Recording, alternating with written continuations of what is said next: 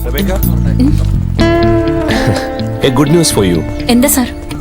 ഇനി അങ്ങോട്ടുള്ള തന്റെ പരിശീലനത്തിന് പുതിയൊരു കോച്ചിനെ സ്പോർട്സ് കൗൺസിൽ നിയമിച്ചിരിക്കുന്നു. അപ്പൊ സാറ് തനിക്കിനി ആവശ്യം ശാസ്ത്രീയമായ പരിശീലന രീതികളാണ്.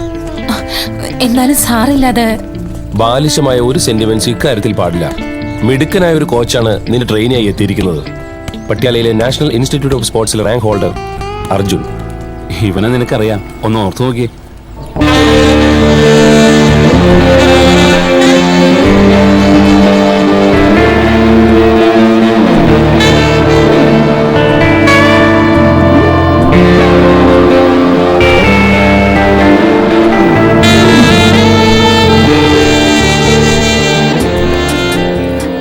എടാ സ്റ്റാമ്പേ, എന്തൊരു മാറ്റാത്!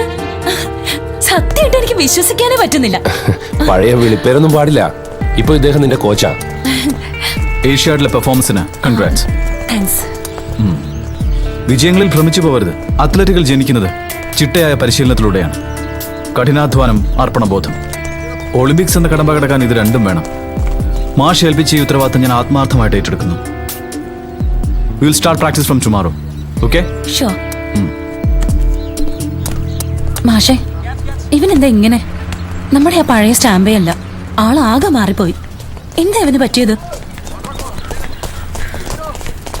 ആർമിയിലെ സ്പോർട്സ് വിങ്ങിൽ ഇന്ത്യക്ക് ഏറെ പ്രതീക്ഷയുള്ള ഒരു മിലിറ്ററി അത്ലറ്റ് ആയിരുന്നു അർജുൻ. Outstanding performer. പൂനെയിൽ നടന്ന പ്രാഥമിക റൗണ്ടിൽ ട്രാക്കിൽ വെച്ചുണ്ടായ ആംഗിൾ ഇഞ്ചുറി മൂലം യോഗ്യത റൗണ്ടിൽ നിന്ന് പുറത്തായി. അത് അവനെ ആകെ തളർത്തി.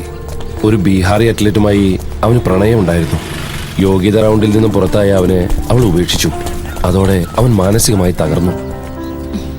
പട്യാലയിലെ NIS നിന്നും ഒരു വർഷത്തെ ഡിപ്ലോമ റാങ്കോടെ അവൻ നേടിയെടുത്തു. കായിക രംഗത്ത് നിന്റെ വളർച്ച അവൻ അന്വേഷിക്കുന്നുണ്ടായിരുന്നു. അവന് കിട്ടാതെ പോയത് നിന്നിലൂടെ നേടിയെടുക്കണം. അതാണിപ്പോ അവന്റെ ലക്ഷ്യം. കൊച്ചുനാളി കളിക്കളത്തിൽ ശത്രുക്കളായിരുന്നല്ലോ രണ്ടും. നമ്മുടെ ആ പഴയ സ്റ്റാമ്പായി അവനെ നമുക്ക് തിരിച്ചു കൊണ്ടുവരണം. തീർച്ചയായും സാർ.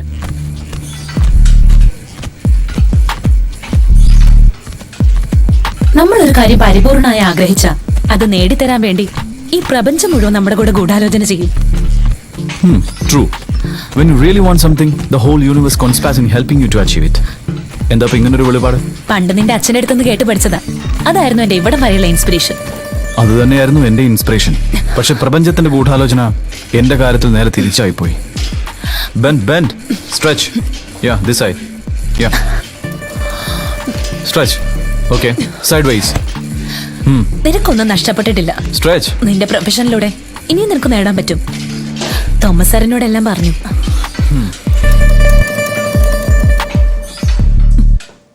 പഴയതൊക്കെ നീ മറക്കണം. പുതിയൊരു ജീവിതം തുടങ്ങണം. ദൈവനിശ്ചയം പോലെയാ നീ കിഴക്കേ മലയിലേക്ക് തിരിച്ചു വന്നത്. പക്ഷെ എന്റെ മുന്നിൽ ഇപ്പോൾ ഒരു ലക്ഷ്യം മാത്രമേ ഉള്ളൂ. നീ ട്രാക്കിലെ നിന്റെ വിജയം. So concentrate and work very hard. Okay. പക്ഷെ ഒരുമാതിരി അവാർഡ് സിനിമയിലെ നായകനെ പോലെ ആയാലുണ്ടല്ലോ. സ്റ്റാമ്പ് എന്താ ഇരട്ട പേരില്ല. ആ പഴയ വഴക്കാളി ചിക്കൻ. ഈ കോച്ചിനെ അങ്ങനെ കാണാൻ എനിക്കിഷ്ടം.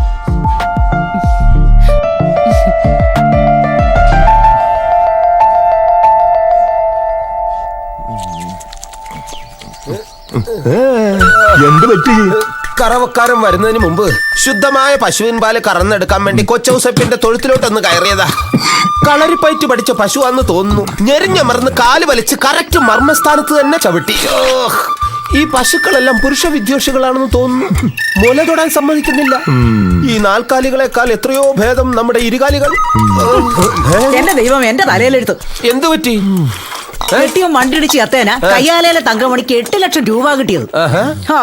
എനിക്കും ഉണ്ടല്ലോ ഒരെണ്ണം. ദാ ഇരിക്കുന്നു. തേക്ക് വടക്ക് നടക്കാനല്ലാതെ.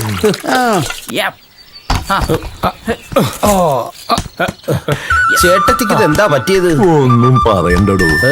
അവളുടെ കൂട്ടുകാരി തങ്കമണിക്ക് അവളുടെ കെട്ടിയോൻ മഞ്ചടിച്ചതിന്റെ പേര് കിട്ടേണ്ട നഷ്ടപരിഹാര തുക 8 ലക്ഷം രൂപ ഇന്നലെയാ കിട്ടിയത്. അതിന്റെ ദേഷ്യോടോ എന്നോട്. ചേട്ടത്തെ തെറ്റു പറഞ്ഞിട്ട് കാര്യമില്ല. നഷ്ടപരിഹാര തുക 8 ലക്ഷം രൂപ, അതും ഈ പ്രായത്തിൽ കിട്ടുക എന്ന് വെച്ചാൽ ആരാശിക്കാത്തത്.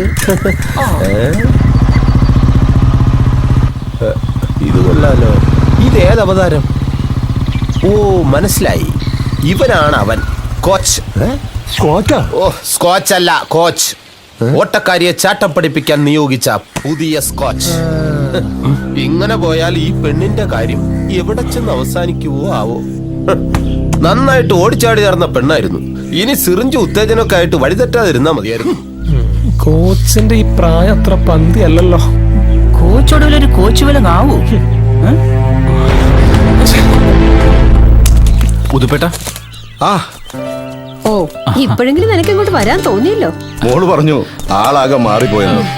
കൊച്ചുനാളത്ത് ആ ഭംഗിയൊക്കെ പോയി ഇപ്പൊ ഒരു മുരടൻ രൂപമാണെന്ന്. എന്താ ഇവന് കുഴപ്പം?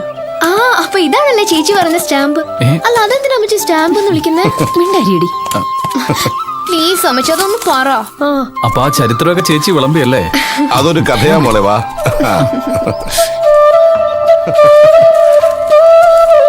പണ്ട് നിന്റെ ചേച്ചി പനി പിടിച്ച് മരിക്കാൻ വേണ്ടി ഇവന്റെ അച്ഛന്റെ പോസ്റ്റ് ഓഫീസിൽ നിന്ന് സ്റ്റാമ്പ് മോഷ്ടിച്ച് കവലയെ കൊണ്ടുപോയി വിറ്റ് അമ്പലത്തിലെ ഭണ്ഡാരത്തിൽ നേർച്ചയിട്ട ബിരുദനാ ഇവൻ.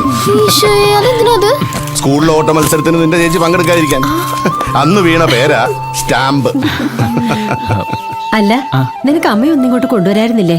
അച്ഛന്റെ മരണത്തിന് ശേഷം അമ്മ അങ്ങനെ പുറത്തേക്കൊന്നും ഇറങ്ങാറില്ല. അല്ല ആളെവിടെ? ഇന്ത്യയുടെ സുവർണ്ണ നേട്ടം അകത്ത് മൂടിപ്പൊറിച്ച് കിടന്ന് ഉറങ്ങുവാ. അത് ശരി. രാവിലെ നേരത്തെ എണീറ്റ് പ്രാക്ടീസ് തുടങ്ങുമെന്ന് എന്നോട് പ്രോമിസ് ചെയ്ത്.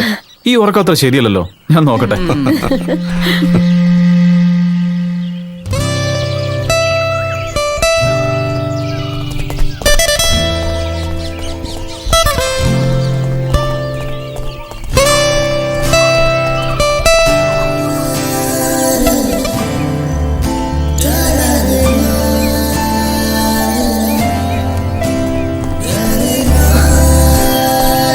You can relax.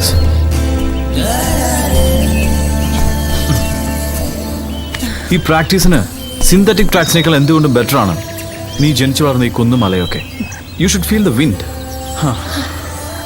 നല്ല ഓർമ്മകളെ മനസ്സിലെത്തിക്കാൻ നേരിയ സുഗന്ധങ്ങളെയും പേറിയെത്തുന്ന ഇവിടുത്തെ ഈ കാറ്റിന് കഴിയും. എന്റെ കർത്താവേ, ഇത് എന്തു പറ്റി? ഈ മൊരടൻ രൂപത്തിലെ കവിതയോ? തന്നെ പറ്റിയപ്പോ തോമസ് സാർ പറഞ്ഞതൊക്കെ ചുമതായിരിക്കും. Get ready. Come on. Yeah. Start. Come on. പിന്നെ ഭക്ഷണം കഴിച്ചേ പോകാവൂ. 7-ന് പച്ചക്കറിയല്ലേ, ഞാനില്ല. പക്ഷെ 41-ന് ക്ഷണിച്ചില്ലെങ്കിൽ ഞാൻ വരും. പിന്നെ അത് 41 നമുക്ക് അടിപൊളിയാക്കണം. ബീഫ് ഒലത്തിയത്, ഫിഷ് മോളി, ബീഫ് റോസ്റ്റ്, ബീഫ് ഇന്ത്യയിലോട്ട് ഗംഭീരമാക്കണം. അപ്പൊ കേട്ടോ 41 കാണാം. ഹലോ, ഇത് ആരൊക്കെയായത്? നീ ആളാകെ മാറിപ്പോല്ലോ. പുതുപ്പേട്ടൻ പറഞ്ഞായിരുന്നു റബേക്കമ്മാളുടെ പുതിയ കോച്ച് പോസ്റ്റ് മാഷ് കൃഷ്ണേട്ടന്റെ മോനാണെന്ന്. രണ്ടുപേരും ഓട്ടം പിടിച്ചത് സെമിത്തേരിന്ന് ഓർമ്മയുണ്ടോ? പണ്ട് നിങ്ങൾ സ്കൂളിൽ വിട്ട് വരുമ്പോ ഞാൻ കല്ലറയിൽ മറിഞ്ഞെന്ന് പറഞ്ഞ ഒച്ച ഉണ്ടാക്കും. അപ്പോ എന്നൊക്കെ പറഞ്ഞു. അത് കേട്ട് രണ്ടും കൂടെ ഒരു ഒറ്റ ഓട്ട പട്ടിക്കിട്ടുകൊണ്ടുപോലെ. അല്ല ഈ അയ്യം വിജയൻ എങ്ങനെയാ നല്ലൊരു ഓട്ടക്കാരനായത്? പ്രത്യേക പരിശീലനം ഉണ്ടായിരുന്നില്ല. വീട്ടിലോട്ട് രാത്രി പോകുന്ന വഴിക്ക് ഒരു സെമിത്തേരി, വഴിയിൽ 3 നാടൻ പട്ടികള്. ഓട്ടക്കാരനാ വേറെ വല്ലതും വേണം. ആ അതെ, ഇത് ആന്റണി. ഇത് അറിയില്ലേ? പിന്നെ കൃഷ്ണൻ മാഷ്ടർ മോനല്ലേ? അതെ. അത് ഈ ആന്റണി ഒരു അണ്ടർഗ്രൗണ്ട് ഫർണിച്ചർ ബിസിനസ്സുകാരനാ. അണ്ടർഗ്രൗണ്ട് ഫർണിച്ചറോ? മലയാളത്തിൽ പറഞ്ഞ ശവപ്പെട്ടി കച്ചവടം. ഈ ആന്റണിക്ക് ഒരു കോളത്ത് കഴിഞ്ഞാൽ ഭർത്താവിനൊരു വലിയ മെഴുകുതിരി, എനിക്കൊരു ചെറിയ കുപ്പി. ഞാൻ ഇതാണ്ടോ, ഇതൊരു പതിവാ. അപ്പൊ ആന്റണി വിട്ടോ, സന്തോഷമായിട്ട് പോക്കോ. മോനെ ജീവനോടെ ഇരിക്കുമ്പോ മോന്ത് കിട്ടുന്നു കൊടുക്കാൻ പറ്റാത്ത ചില പ്രമാണിമാരുണ്ട്. അവന്റെയൊക്കെ നെഞ്ചത്ത് കയറിയിരുന്ന് അച്ചാറും കൂട്ടി ഇവനൊരെണ്ണം അടിക്കുമ്പോ കിട്ടുന്നൊരു സുഖമുണ്ടല്ലോ, ചിന്തിക്കാൻ പറ്റില്ല. അപ്പൊ ശരി വിട്ടോ. ഓക്കെ മോളെ. ഓ സോറി, ഇപ്പൊ തിരക്കാവേ.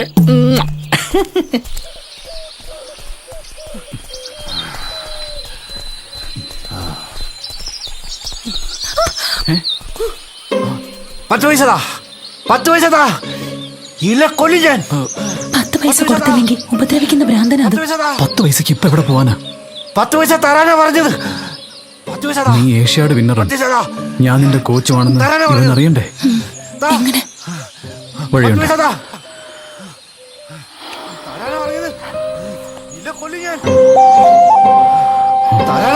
On your mark. Get ready.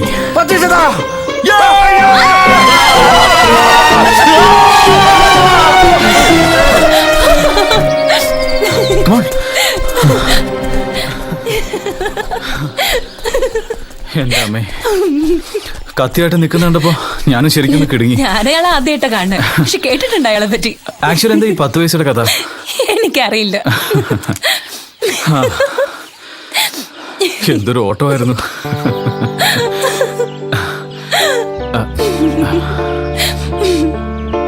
അതും കൂടി കഴിഞ്ഞ പിന്നെ എല്ലാം ഓക്കെ. Let's see.